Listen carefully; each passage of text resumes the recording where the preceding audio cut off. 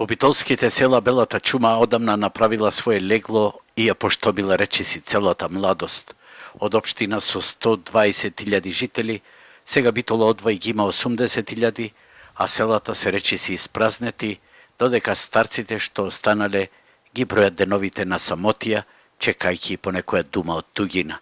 И ете, во такви прилики ќе се чуе по некој лош абер, дека старец починал, ама никој не разбрал, па го пронашле во распаѓање.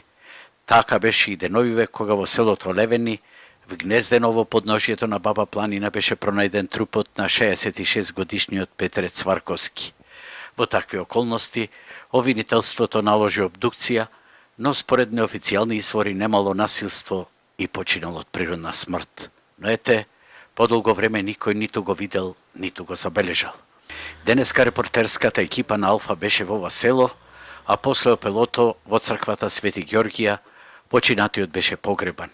Никој не прозбори за овај настан, а сите во нас гледаа со пизма, зашто резилот за селото е голем, ама уште поголем е за државата, кога ни се случуваат вакви работи, кога во селата нема повеќе радост за новороденче, ниту плач за починати. Олевини е едно од многуте битолски села со безброј куќи падарници, но уште повеќе со безброј старци што самјачат и оловните години натежнале врз нивните плеки. Но кога ќе дојде крајот, се случува и оној македонски трагизам.